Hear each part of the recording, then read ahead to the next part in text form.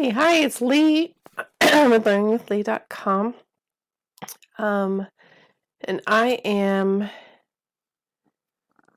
going to go over what I did for the CSS today. So last time we set up the HTML, we set up classes of flex and flex column for like what we're imagining as the boxes on our page. And then we have numbers and suits, players, my draw box, my war winner section of the page, my game board. So let me just show you how that comes out. So here's like that word section, player, draw. When I click that, there's the number and the suit. So those are the things that I'm dealing with. So, when you're first setting it up, like I'm having JavaScript write the numbers in there. But when you're first setting it up, like you can just write a number in there just till you get the page set up the way you want it to look, get the CSS set up. Like right now it's just empty, right? Here's an empty div. It's just a div class number. You can go ahead and write 6 in there.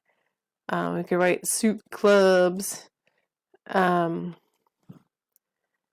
save that and see, and it's just in there. So just as you're setting up the CSS, setting up the page, maybe you want to do the exact opposite and set up the function and then worry about how it looks. But to me, I find that like so distracting if it's looking all crazy on the page. I want a basic. Anyway, go back and touch up how it looks, but I want a basic of how it's going to look in place so my mind can, accept what's happening when I'm doing the function part of it. So anyway, you can just write stuff in there, but otherwise I just have these blank. But to first set it up, you can put something in there. But it's blank right now because the JavaScript is going to write in that. So we didn't get to that part yet. That's what we're trying to get to. But we have to get set up first. These all go together. So I have my body. This bigger font there. Body, margin of 5%. Just keeps things from being all the way to the very edge of the page. We have logo. That's my little picture there. You don't need to have that. Image. I tend to make my images width 100%, and then the height just goes automatically. And then I put the image inside some sort of container that's holding it. That's where the size comes in. Because images can be hard to control. So that's how I think it's the best way to control images, which I'm sure I've talked about before, making them 100% and then having them inside some sort of container and controlling that container for your size. So H2 is some headings, margins. So remember the first thing here is like shorthand. The first is the vertical. So up and down, there's one.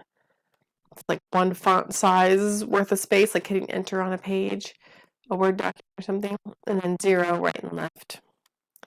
So everything that's flex. So everything I knew that these divs I was going to use flex on. And we talked about that a lot in the last lesson. So just all of them. I want to display flex. I want to put them in the center. So everything column, I just marked some things column that I knew I was going to use column for. So same thing, display flex direction column, and then I gave them a width and margin there. So this one has a margin right and left and no margin on top. So width 30%. So as the screen gets bigger and smaller, it's going to divide it into thirds. The space. So you want to, when you do something like that, it may look really good, but then when it's like really skinny on a cell phone, it may not look good. So then that's when you do something like the media queries, where you change it when it gets to a certain width. So we'll look at that. That's things we can touch up later after we get the function in, some of those tweaks. So my draw box is an ID, so that's something specific, that one little box. I gave it a specific width, a specific height. I aligned the text. I gave it the cursor pointer to help you see that you're supposed to click on it. Like right now it doesn't do anything except put a pointer on there. Like we can do one of those hover effects, which helps people know this is something you can click on. We can put a shadow around it, make it look more like a sticking up out of the page, things like that. So those are like CSS things we can go back and add in later. But I think it's helpful just to have some basic things in place to make it look something usable while you're trying to make the use of it, while you're trying to make the function of it, to have it look in a usable form. So for all the numbers, right, so class number, anywhere there's a number, there's a font size, anywhere there's a suit, we're going to use, so I shouldn't need this, huh? We shouldn't need this because this should already come in with suit, so I didn't put flex there. So if I write flex there, I should be able to take this out. So I'm going to comment this out. Comment it out. Let's see if it looks the same on the page. Nope, it didn't. See, it didn't work.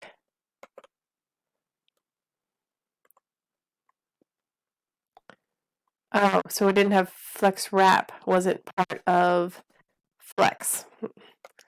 So that's something new that wasn't in every other flex thing there. So let's try that. Flex wrap, and then it's wrapping around. So that means it gets the end here and wraps around. So that probably works with everything else we do.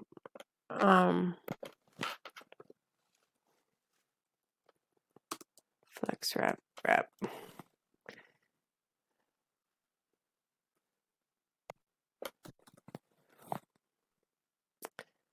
don't think that would affect anything by saying we want you to wrap around. Okay, so flex wrap. So you saw what happened there, like before it was going over the line. So wrap, right? This is a little review. Brings it down to the next line automatically. Okay, so that was something we did there. So suit image. So this is the image that has the class suit. I'm giving it a specific width padding. So the padding, little space around. You can use a decimal. It's a decimal size there. Space around each image. I just told you to do the image containers, and here I am changing the size of the image. And then player. So those are like those boxes that the numbers and suit go inside. And I do have some media query things set up there. So that's what I have set up to give me this page.